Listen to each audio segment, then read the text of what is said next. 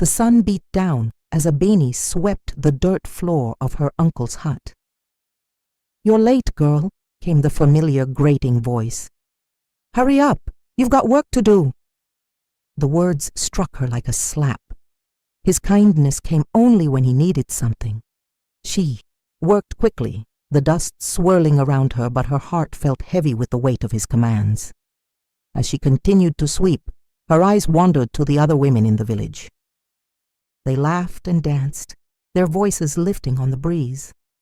She whispered softly to herself, "I just want to be loved, not treated like a servant." Her gaze lingered on their carefree lives, their joy and freedom, and for a moment her heart sparkled with hope. Could she ever have that life?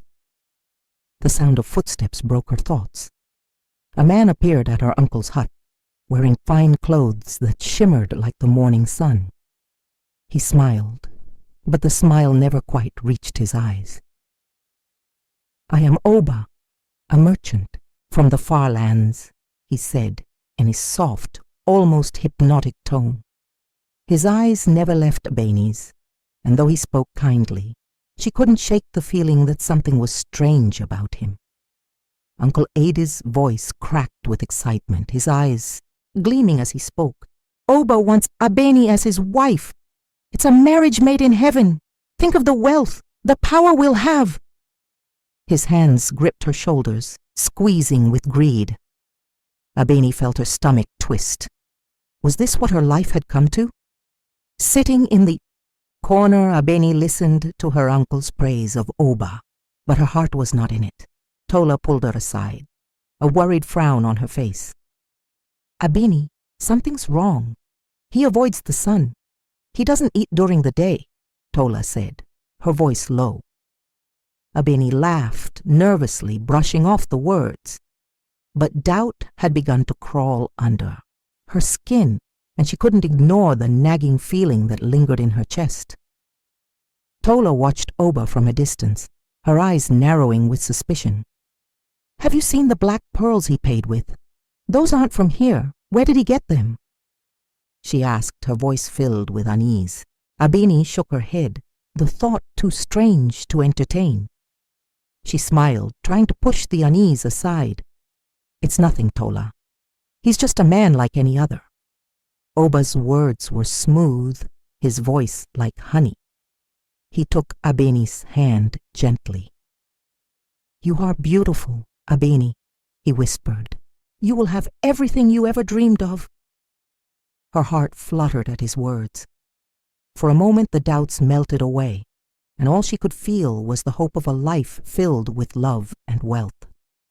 She longed to believe him, to step into a world where her dreams came true. The next morning, Uncle Ade paced nervously, his excitement palpable.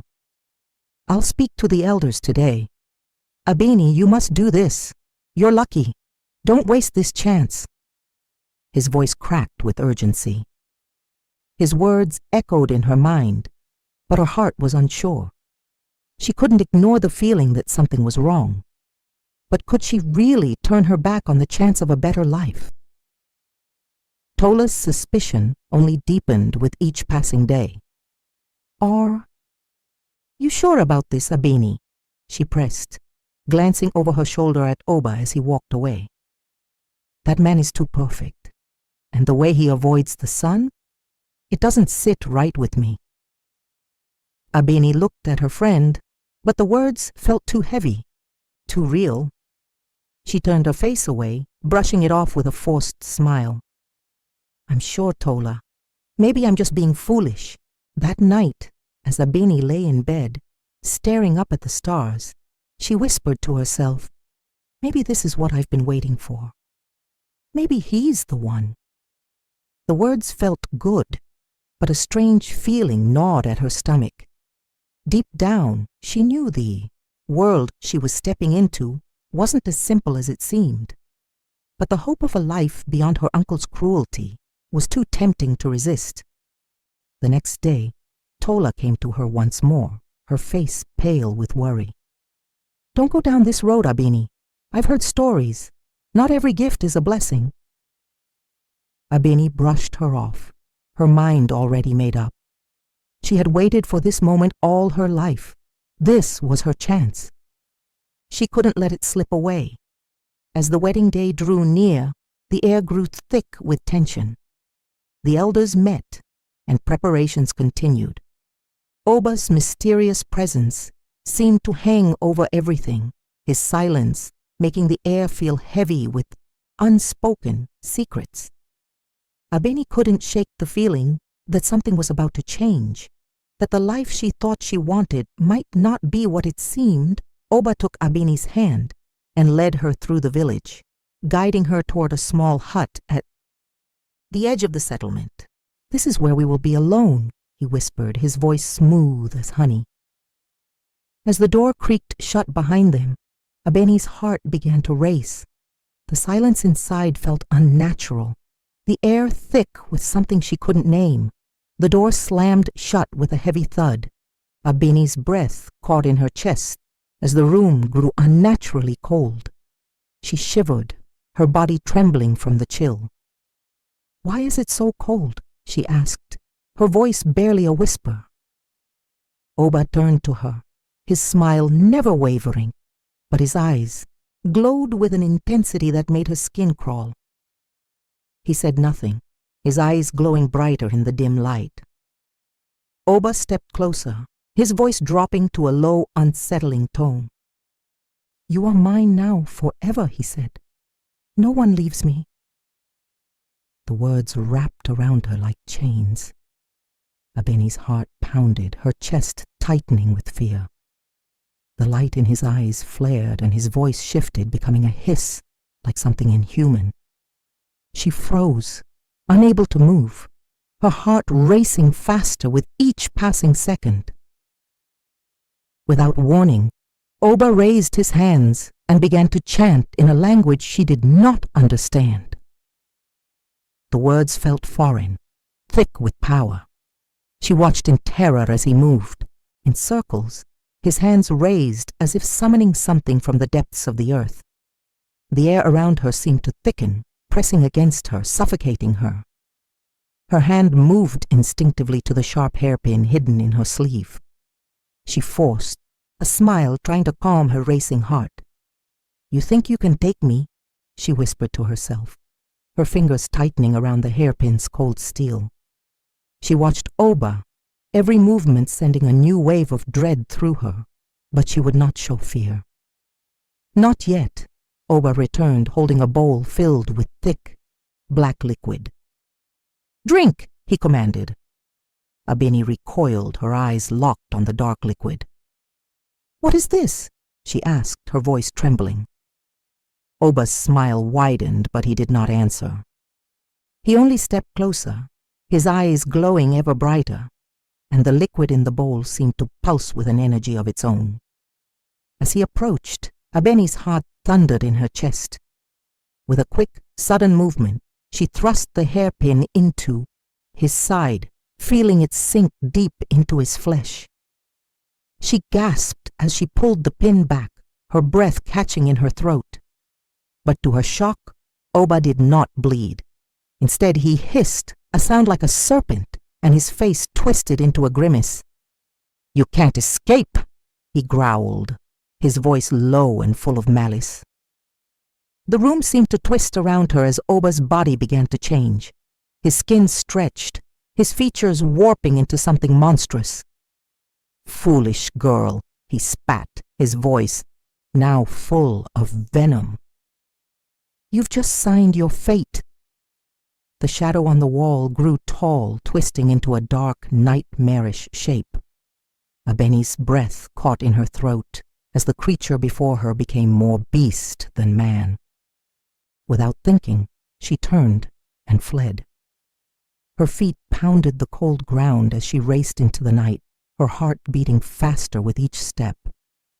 She looked back once, and her blood ran cold. Oba's shadow stretched behind her, growing taller and more twisted under the light of the moon. "What is he?" she whispered in terror, the words barely escaping her lips. She ran, her breath coming in ragged gasps, until she found her friend. She knocked desperately on Tola's door, her hands shaking.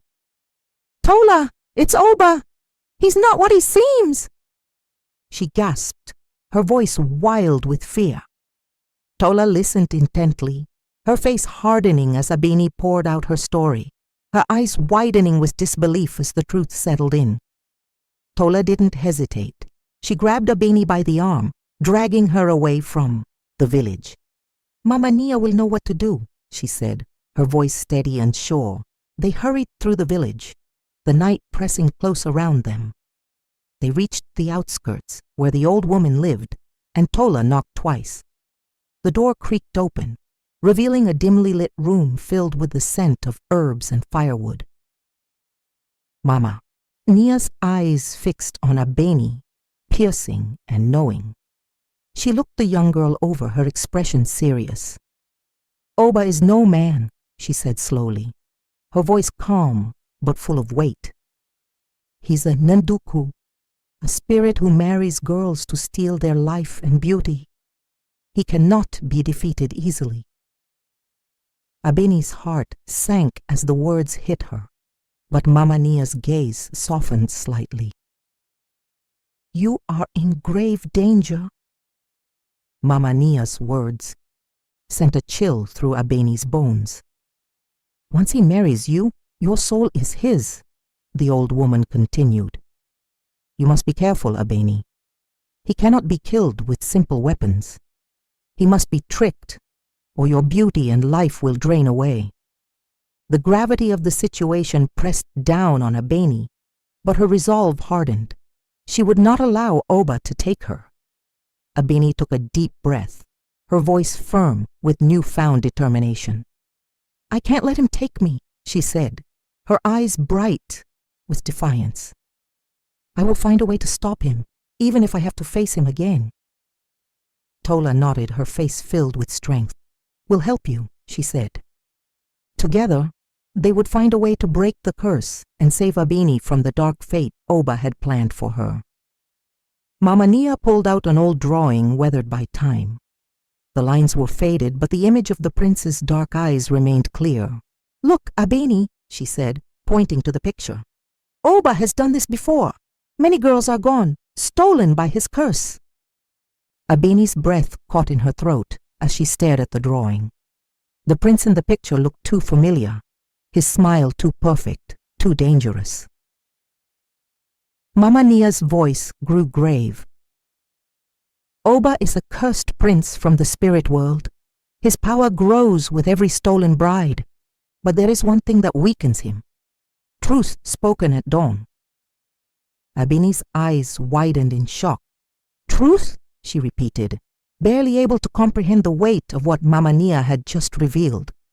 The thought of Oba, the man she had once hoped would bring her a better life, being a spirit from another world, filled her with terror.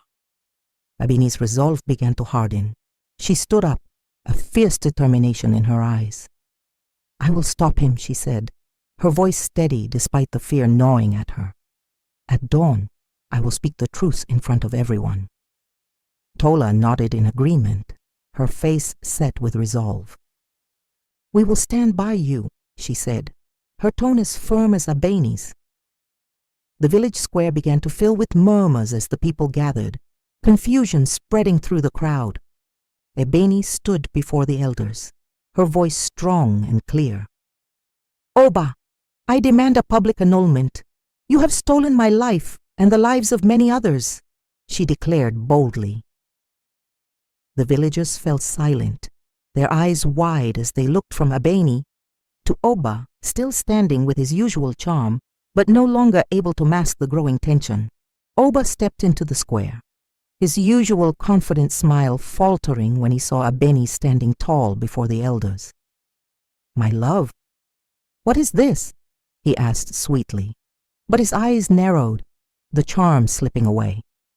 The villagers watched in stunned silence, the air thick with anticipation.